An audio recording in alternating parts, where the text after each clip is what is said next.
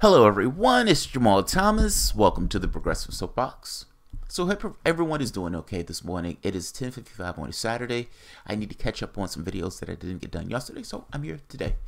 But let's be honest, I might have been here anyway. I'm doing these videos not live today because I kind of want to get several of them out, and oftentimes when I do videos live, they tend to go for a while. And I've done this video once before live. I think the video ended up being like an hour. So I kind of want to do this video as concise as I possibly can because I think it's somewhat of a bombshell and somewhat explosive. And I don't necessarily want 40 minutes or so being this hedge that people have to jump over in order to get to the content. Levi Tillerman went back home to Colorado because he wanted to run in the race itself. Now, he's an author, inventor. He used to even work as an Obama official. And hearing the Democratic call, he goes back to Colorado to run in the Colorado race. And he finds something out, that the Democratic Party had already made a decision on who they wanted in that race. They didn't even wait for the public itself to make a choice. Now, understand what I mean. This is not a situation where the public said, this is who we want, and then the Democratic Party backs that person. That's small d democracy. That's representative government. That's what it is. This is something different. The Democratic Party itself, with its workable point of view, made the choice for who it wanted. Instead of backing somebody who was pushing for Medicare for all, clean energy, extending community college for everyone. Well, everyone that wants to go anyway. They went for a corporate lawyer. That corporate lawyer's firm, in some cases, is backed fracking, and in other cases, is backed payday lenders.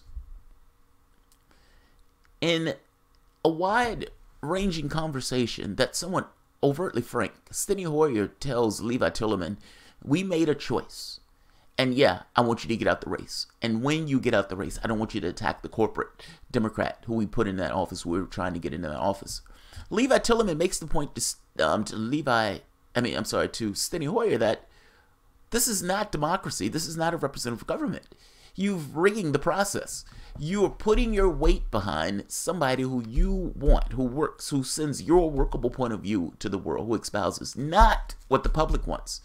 If the public made their choice and you back that public, that would be the Democratic Party being impartial. That is not what the Democratic Party is doing. All throughout the United States, the Democratic Party has been attacking lefties. And in this case, this is just a frank conversation in which it's exposed.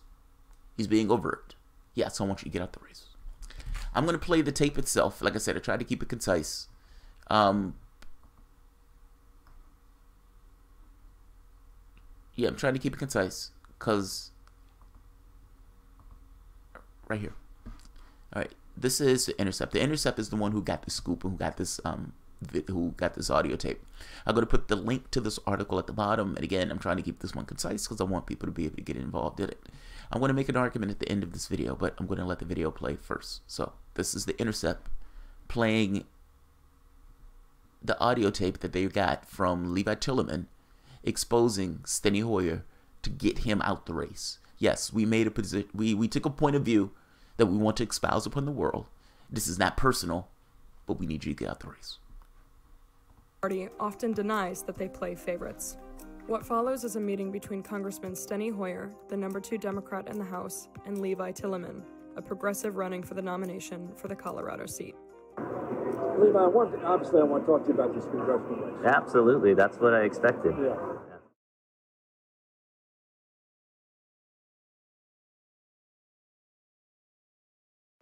You would like me to get out of the race.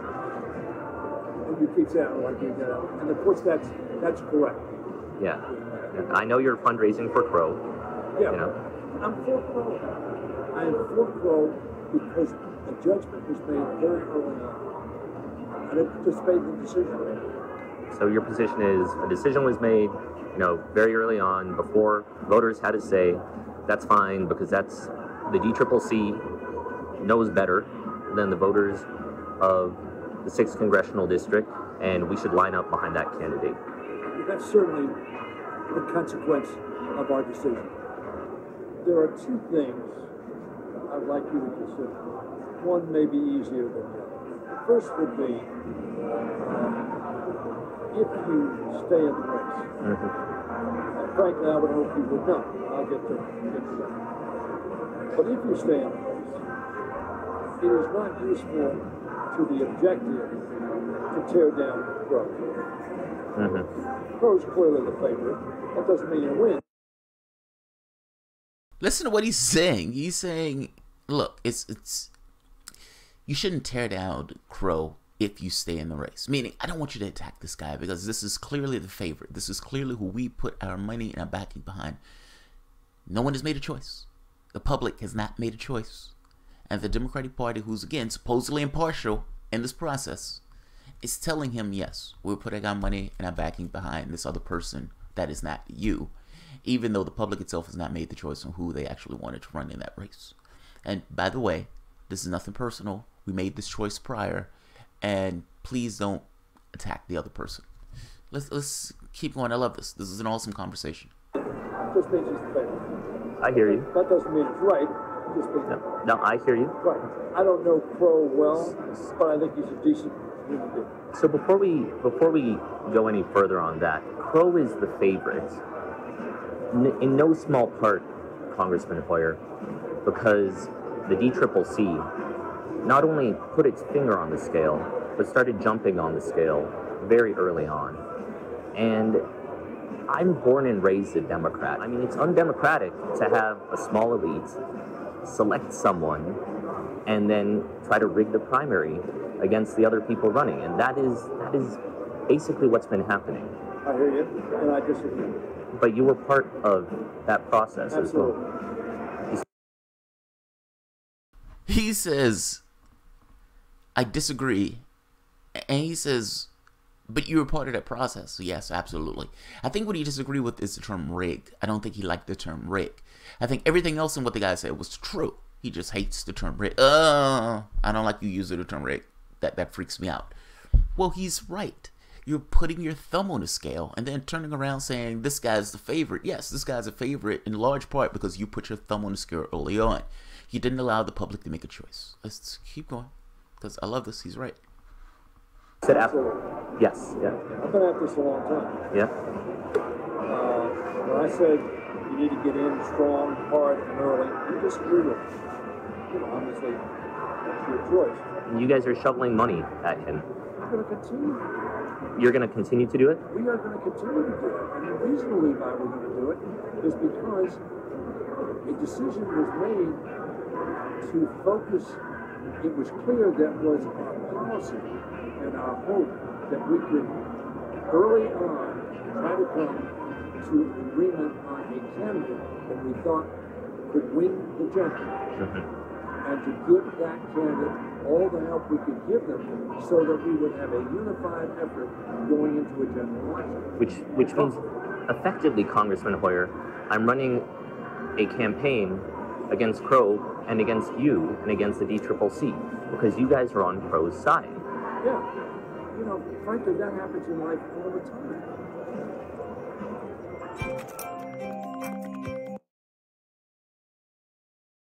Essentially told him shit happens. Shit happens. That happens in life all the time, man. I'm sorry. That happens in life all the time. I'm effectively running a campaign against you, the Democratic Party, the DCCC, and Crow. Yes. Yes, you are. And we're going to continue to do it. Because our point of view is we're going to get in strong, hard, and early. This is what we're going to do. And we're going to put our money and backing behind the person who we want. Now, he covers this in who we think we has the best chance of winning. That may or may not be true. It just seems that it's a certain workable point of view that they continue to get. In one case, backing literally somebody who's anti-abortion. In another case, again, like this guy, Crow, works at a law firm that's against, that works at the behest of fracking or for payday lenders, kind of like a Deborah Wasserman-Schultz. Look, my basic argument to this hasn't changed. There needs to be a solidarity of no.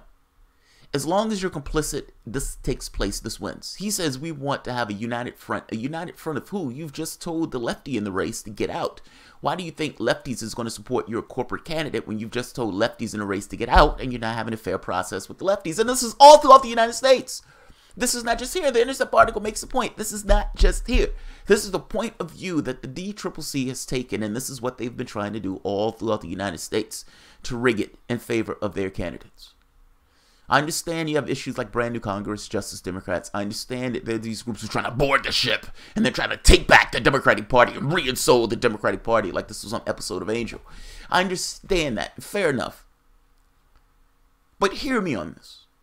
I'm absolutely right. Your perspective of this has been that you can change and reinsole the party. My perspective on this is somewhat folly. And my perspective of this seems to be more so right. All throughout the United States, the Democrats had a workable point of view, and they are trying to forcibly inflict that point of view all throughout the United States against the populist candidates. If the Democratic Party could be reinstalled, then you wouldn't necessarily have this thing where they're being grossly unfair. In fact, putting their thumb on the scale is literally what they did to Sanders. And they've made the decision that lefties continue to vote for us after we cheated Sanders. They will continue to vote for us even as we rig the process throughout the United States. I am making the point to you that at some point you say, I'm done. At some point you say enough. I would love for Nina Turner to answer that question then. What is enough? At which point does it become, I'm done? I would love Namika Khan's. What point is enough? You're like the abused spouse. And I'm not just picking women, I'm just talking about guys too. I'm just talking about all of these people who are backing the Democratic Party are like the political equivalent of abused spouses. They can beat us, they can slap us, they can hit us. I fell down, I tell my friends that I fell down an elevator shaft and stepped over, fell over a brick. When the truth of the matter is you're married to an addicted crackhead, and that addicted to alcohol crackhead, that alcoholic crackhead, has slept with the maid, has made sandwiches without washing his hands, and you stayed. You've continued to stay. And part of the reason that he continues to be an alcoholic crackhead is because, in some part, large part, because you continue to stay. If you leave, he may die on the floor, vomiting, or he may get his life together. In both cases, you being there is one of the main ingredients that allows his behavior to persist the way it is. I'm saying that in the political equivalent to that very horrible scenario, that's what's taking place. All of these people who are true blue lefties and yet continue to support the party. I hear Zogby crying every day on Twitter, oh, the Democratic Party is cheating us. Fine. Stop crying, stop complaining, show some teeth. Tillerman, if he feels that strongly about it, he needs to run in the general. At the end of this process, if he feels that he was cheated by the Democratic Party, he should run in the general and leave it up to the public. That shows teeth. If the Democratic Party loses, then they lose. You are clearly not a Democrat. They didn't want you in the process. They weren't fair to you in the process. Tim Canova did the exact same thing. He was being cheated. They outright broke the law federally and statewide, throwing away the ballots in the race because they didn't want those ballots to be inspected. Tim Canova realized he wasn't getting a fair shot. He got off the party, and he's running in the general. I'm saying that all the Democrats across the board, all of these lefties, if you feel you didn't get a fair shot in the Democratic Party's hearing, then take it to the public, run in the general. If the Democratic Party loses, then it loses. That's kind of not your fault. They wanted to cheat you in that process. They had a workable point of view that they wanted to espouse on the world, that they didn't care about what the public itself wanted. Fine. Give the public a choice. Show your teeth. Show that you're not just whiners and complainers and bitchers and moaners. Show your teeth. One or two things is going to happen. Either you're going to lose or the Democrat may lose. The Democrat may win. Actually, three things can happen. More than two things can happen. I'm sorry, I'm wrong. I'm just making a point to you that they clearly don't want you in the party. And they clearly are not allowing the typical democratic process to take hold. If you're going to be complicit and continue to vote for the Democrat, even after they're cheating you, even after you know they're cheating you, even after they outright cheated Sanders, then it doesn't really matter that you're bitching and moaning. That bitching and moaning is for naught. It doesn't matter. At the end of the day, they know that through all the bitching and moaning, you're still all, at the end of the day, turn around and vote Democrat. Doesn't matter if you beat me. Doesn't matter if you slap me. Doesn't matter if you cheat me at the ballot box. Doesn't matter if you stop the real democratic process to take hold. None of that matters. None of it matters. I'm still going to vote Democrat at the end of the process. And I'm going to hope in this magical, fanciful way that some change happens on the world by me doing the exact same thing that I've always done that got me to the same spot that I am now. I'm going to keep this relatively short. My short point is being complicit does not get you the change that you want. In fact, the status quo is not working. Status quo is going to run us into a brick wall. I'm done with status quo, and I'm saying everyone else needs to be done with status quo too. They're cheating your candidates outright in the open. They're cheating your candidates. They're rigging the process. And the process they've told you to run, and the process they said was impartial, and the process they claim was fair. They're cheating your candidates. What do? You're going to bleed about it, or you're going to do something about it. I'll leave it at that. Alright guys, if you enjoy the content, please feel free to share, like, subscribe, and of course, you can always support through Patreon. 15 minutes, not the most concise, but it's concise for me, so thanks guys.